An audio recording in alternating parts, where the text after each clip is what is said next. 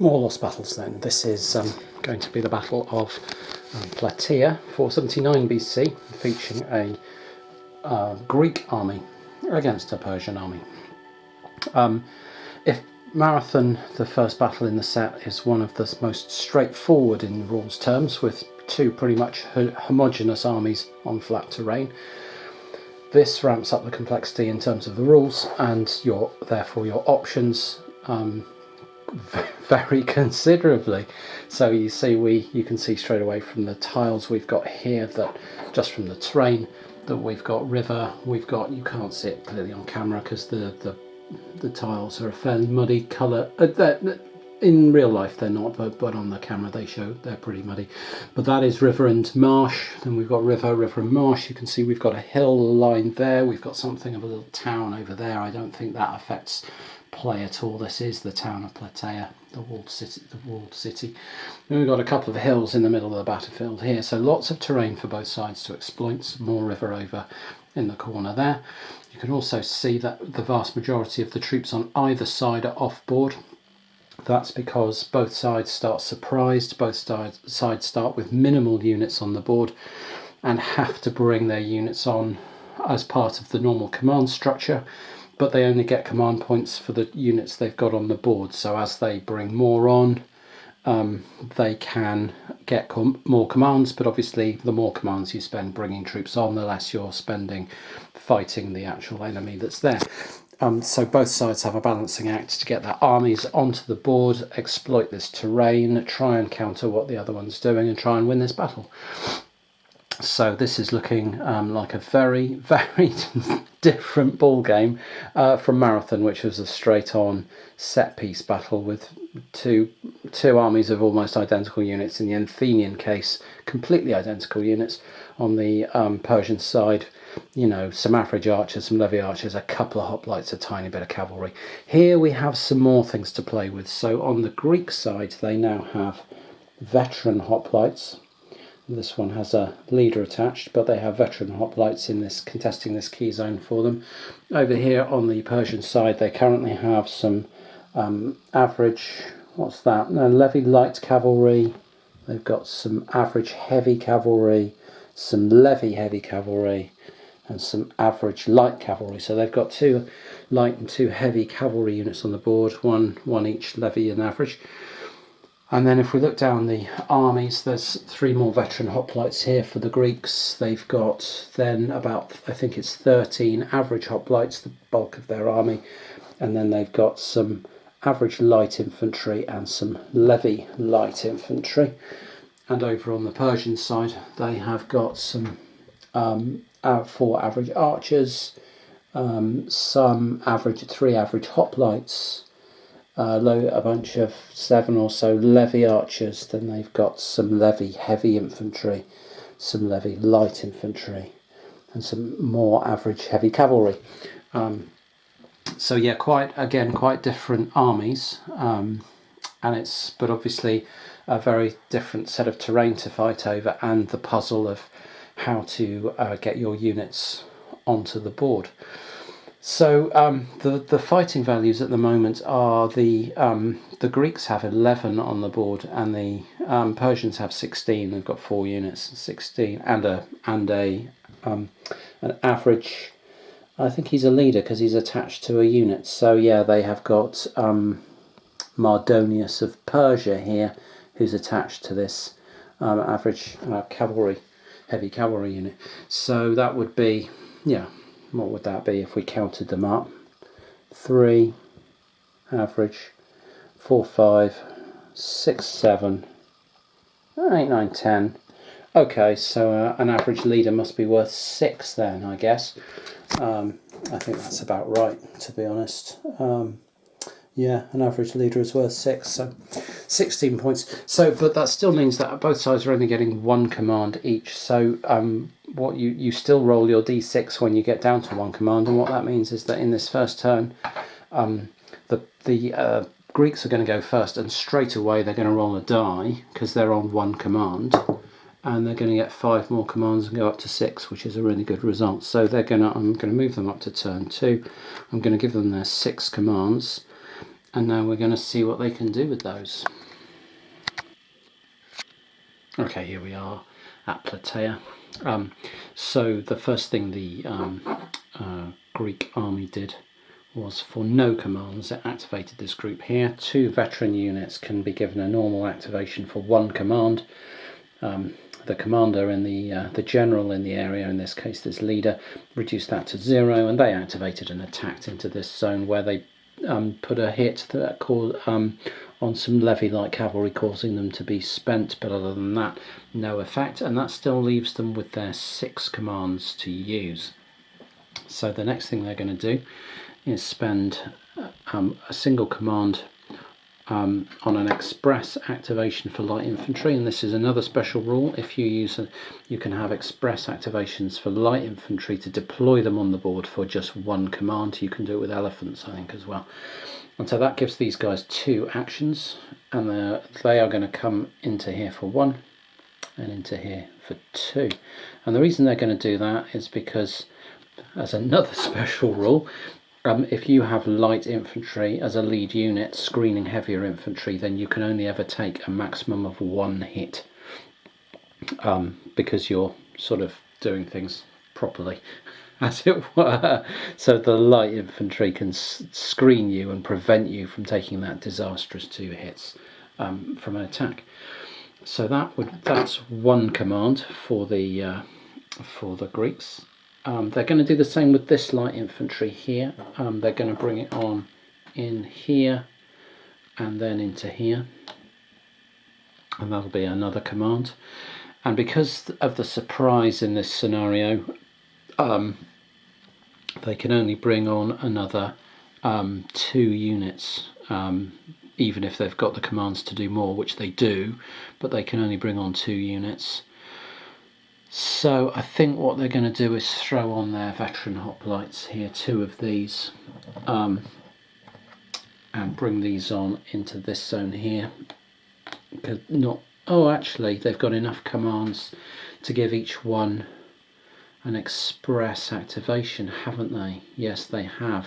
That is the benefit of having all these commands kicking around. So they could give each one 2 actions and bring these veteran hoplites into this zone here to back up that light infantry in the centre, and that will put them down to 0 commands, and we are over onto the Persian side.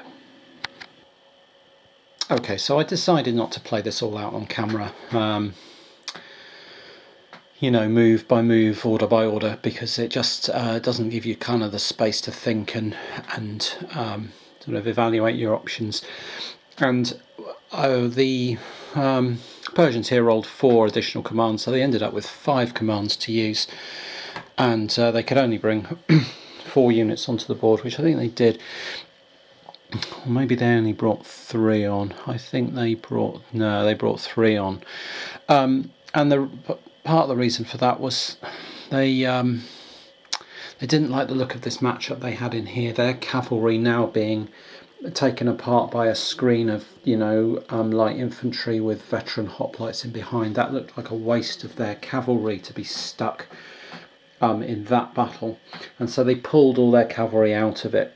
They added some more cavalry from there that came in from off board, and then so they've pulled out of this key zone, but they figure that it's difficult to advance into because they seized this hill with some light infantry and some archers in behind. They've got this hill with some cavalry just holding it, so this zone's quite dangerous to push into because you'd have stuff at the front and both flanks. So they figure they can hold like that for now, and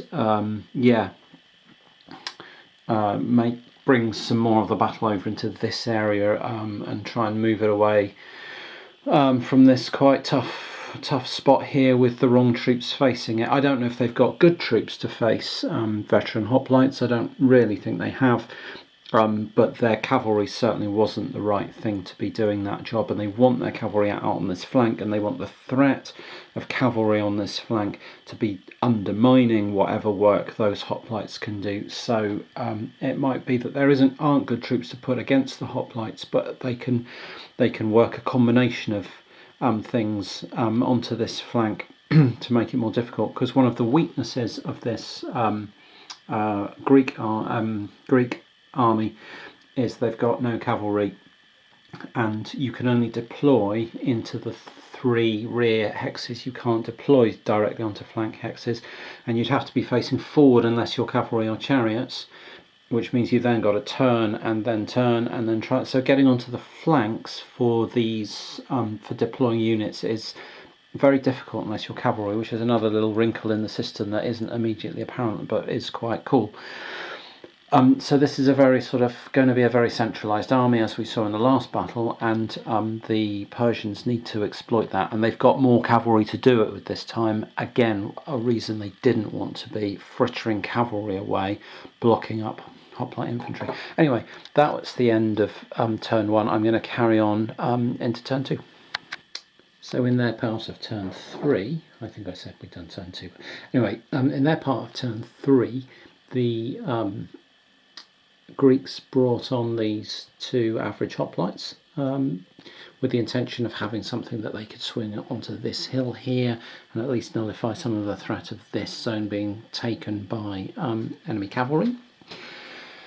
And then they rolled to see how many more commands they were going to get, because that took 2 commands, so they were down to 0, hoping for a nice big number. They actually rolled 3 extra commands. That was enough to bring on their other 2 units over here. That was their limit of 4 units brought on, and that gave them 1 command left, which they used to use these light infantry to attack the hill here, or skirmish on the hill here, and had no effect at all. They actually got that rather poor dice roll there, no effect at all. So a bit of a standoff between the various light infantry here, holding on the on the bank slope of this hill. And now we're over to the Persians, who have got 2 commands because of their current fighting value of 24, and then they'll roll a d6 when they get down to 1. So the first thing they're going to do, this zone is blocking any entry of other units really in this direction. So the first thing they want to do is move all this cavalry where it should be, which is out here on the flank. So activate this zone will cost 2 commands, but they've got an average leader in there who is going to give them 2 exemptions, which is fab. And so that's going to cost them no commands, as it happens. So that's great. And they will all get 2 actions, so they can swing all this stuff. They'll probably have the average heavy cavalry as a lead, and then they'll have the rest of the stuff back up like this. So they've now got all their cavalry out of the way there. Okay, so now they need to bring 4 more units on, and they've got to have a think about what to bring on, and we'd like to see what we're going to have left at the end. I'd quite like to use an express activation so that I can give something 2 actions and get it onto this hill to back this up, but they're quite costly. They're like 2 commands each, so I might spend my 2 commands on that. No, because then if I do that and then I only roll 1 extra command, I won't have enough to bring the rest of my units on. So what I'm going to do is bring on I think some I think we're going to bring on a group of 3 units into here, and it's a question of what mix to bring on there to challenge this slot, and that's a difficult choice. Bring on average archers. I'm more interested in holding this hill with my good stuff if I can. I think I might bring on an average archer and 2 levy archers. as my 3 units. So I'm going to activate a group of 3 units, an average archer and 2 levy archers, and that's going to cost 2 commands for a normal activation for that. That drops me down to 0, and I'm going to get to roll 4 more commands. That's good. 4 more commands. So that's brought these on in here.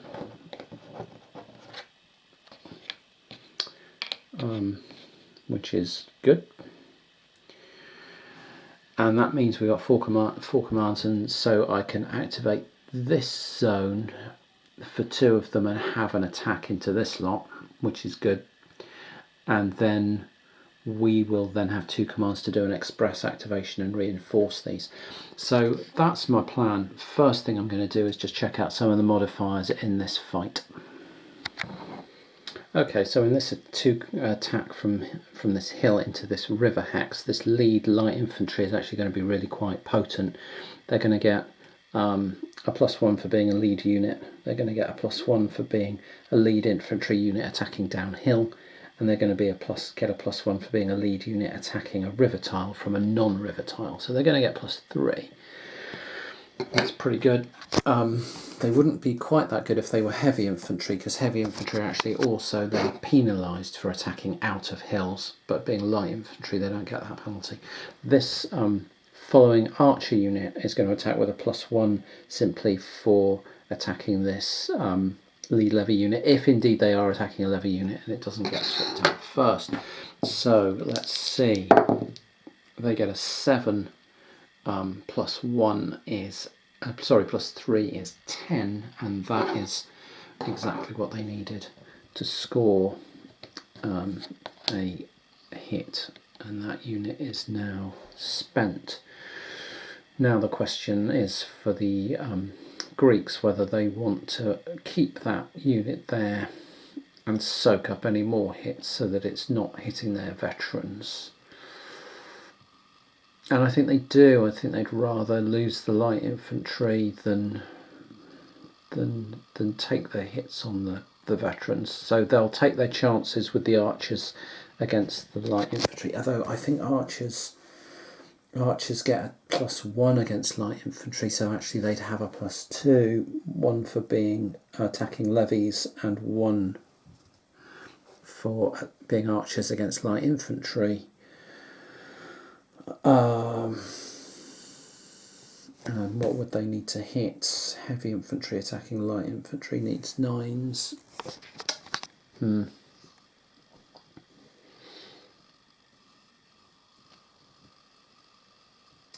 That's not such an easy because if they swap out and put a hoplite in as the lead unit, then suddenly that archer's needing a 10 to hit because it's getting no bonuses at all.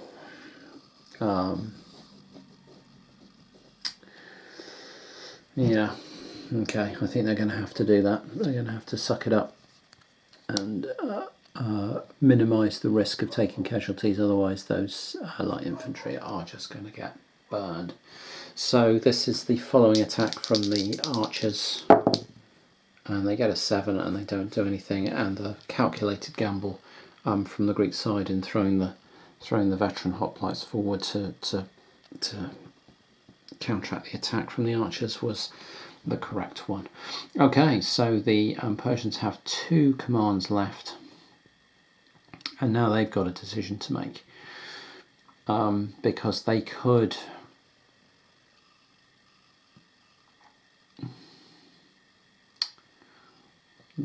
well, they are only allowed to bring 1 more unit on.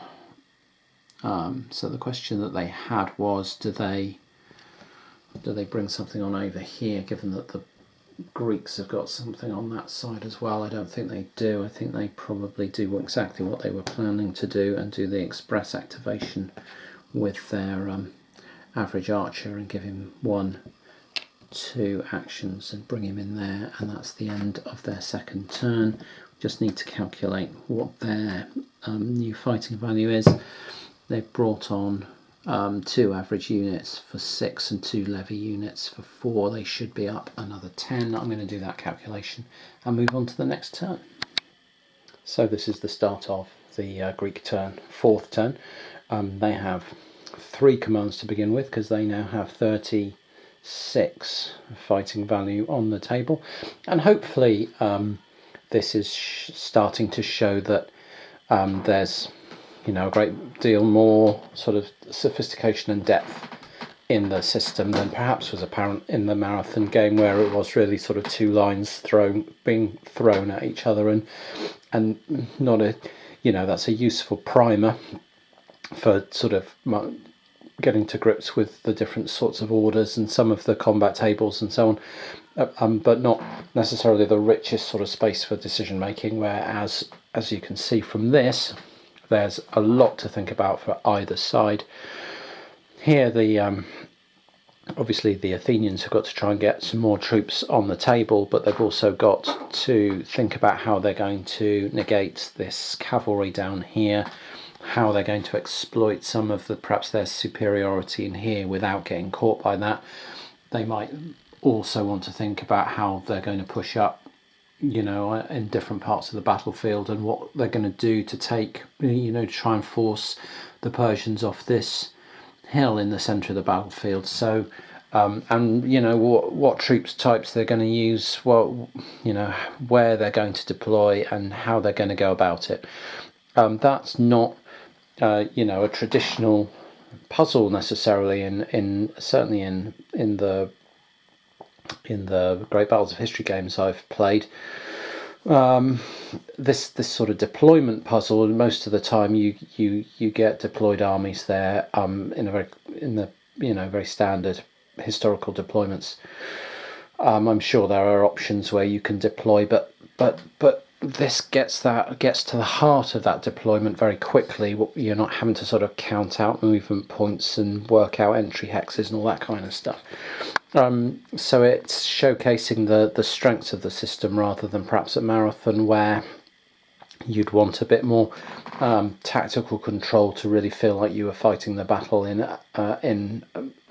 detail. And there, a lot of that tactical sophistication is just subsumed into these 2d6 dice rolls.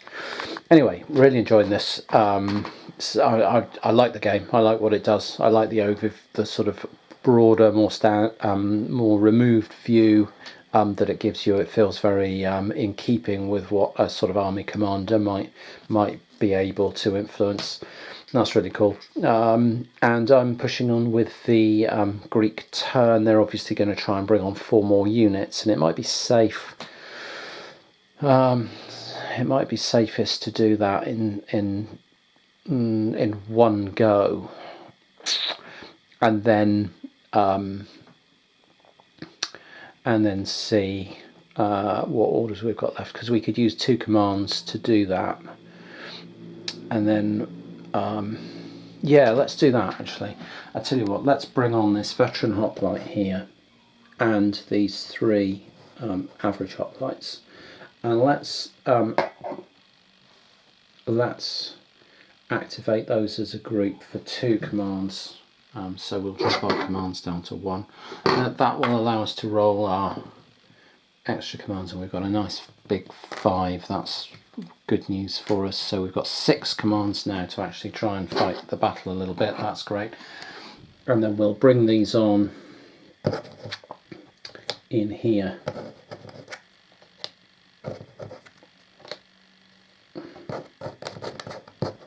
Like that.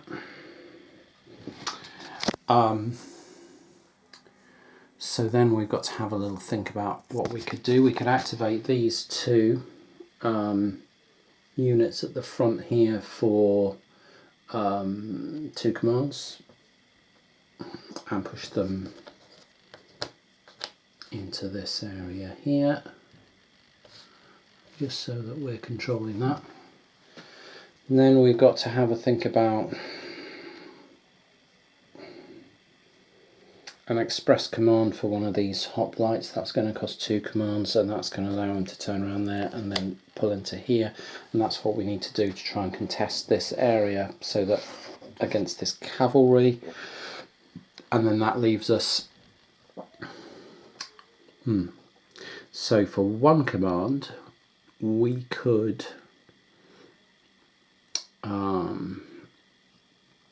activate those 2 veteran hoplites, but for 2 commands we could activate the whole group, and that would at least give the light infantry an attack even if it's not the lead unit.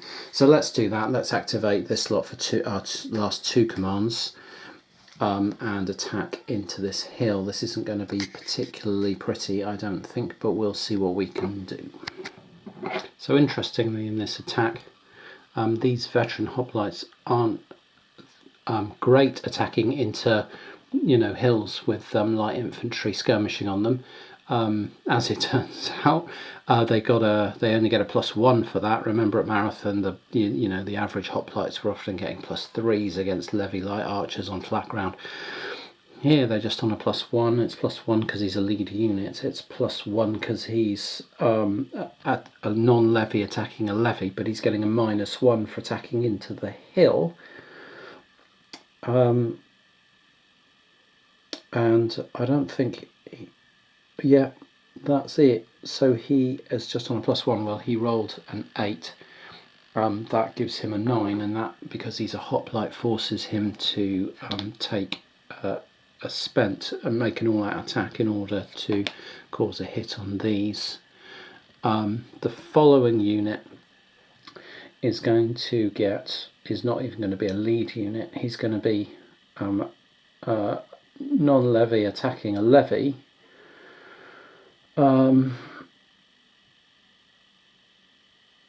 He's not a lead infantry attacking into a hill, so he won't get the -1 for that. So he'd also get a +1, and we as the defenders have to have a think about whether we want to switch out our light infantry at this point, or whether we want to put an average archer in the way. And that would negate the +1 for non-levy attacking a levy, and they'd be on a flat roll, and I think we like the sound of that. So we'll move our light infantry out of the way and put an archer now in front and just give them the flat roll, and they get a 9, and that means that this unit also has to make an all-out attack in order to score a hit. And we are going to get our unit out the way and put our other average archer for this light infantry attack that's going to come in. And the light infantry is going to get a flat roll against whatever we put in its way. I think we might as well keep our fresh archers. Well, it's a risk, isn't it? If we put our fresh archers in front, they get a good roll, then they'll be spent. On the other hand, if we put our our spent archers in the way, we can get them shattered. I think we'll put our fresh archers in the way and hope that the light infantry don't carry on rolling good numbers. And they've got a 5, didn't roll a good number.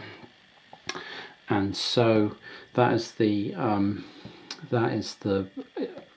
Greeks finished here at Platea, and as you can see, they've now got a zone here that is entirely spent units, and that's not a comfortable position to be in when the enemy can counterattack off a hill into a river. So yeah, let's see what the Persians can do to exploit that particular situation.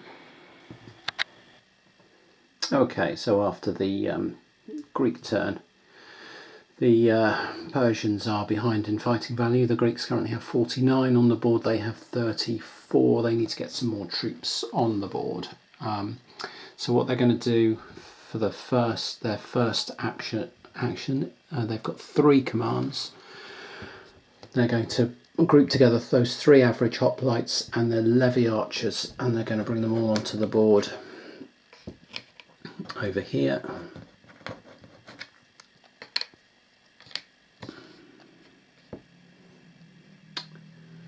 And the levy archers like that.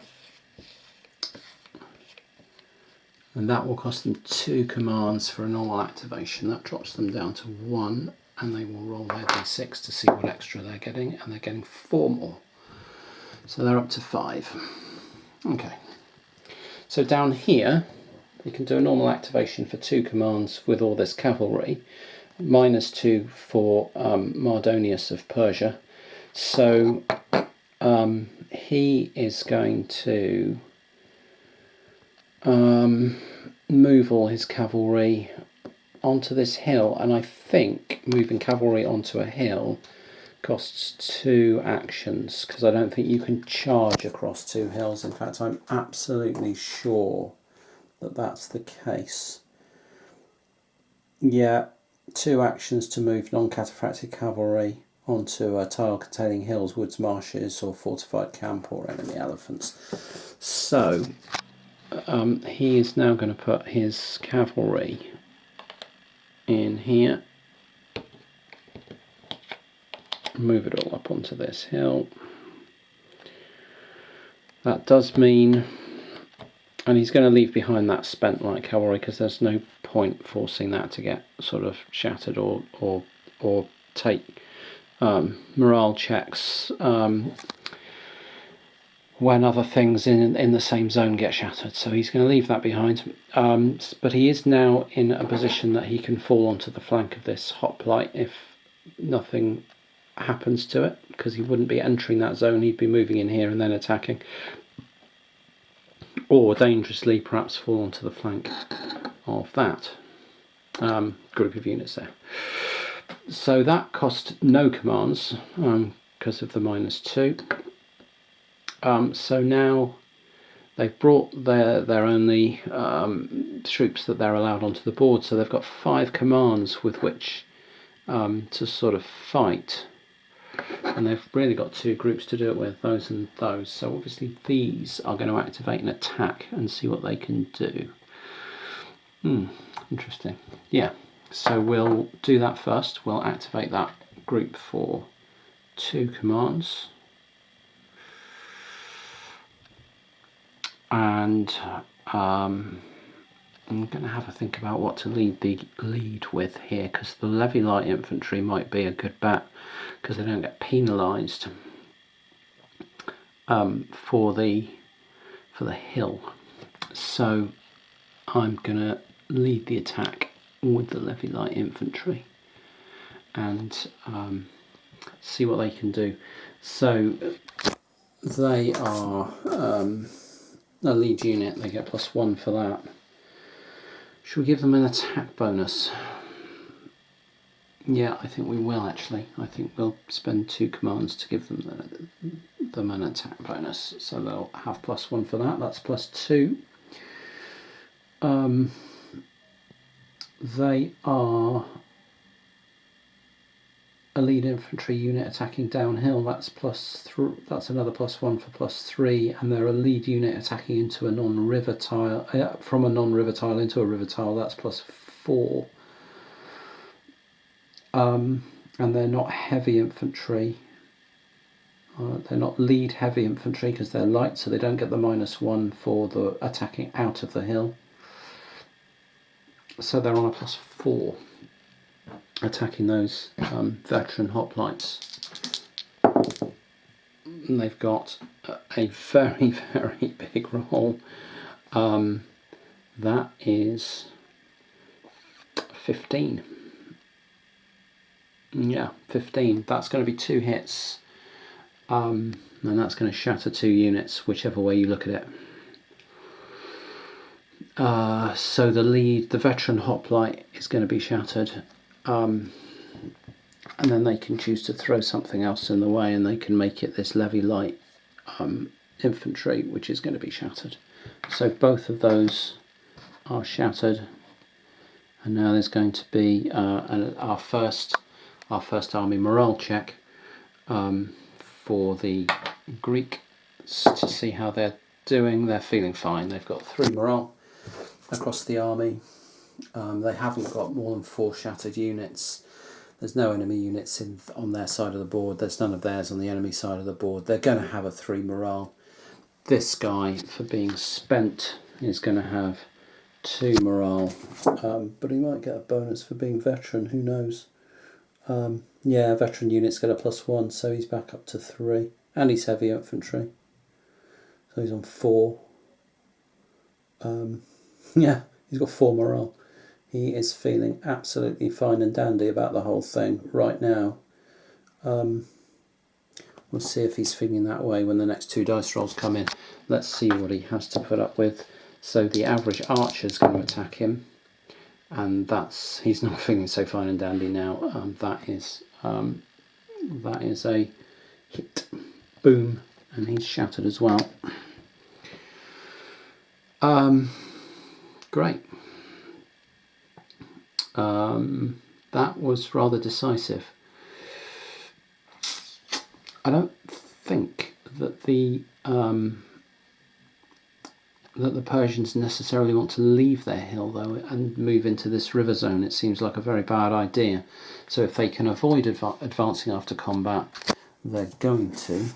I have a feeling that advances after combat are always optional, but I will just check. Advance after combat, all units in attacking group lose any remaining action. Blah, blah, blah.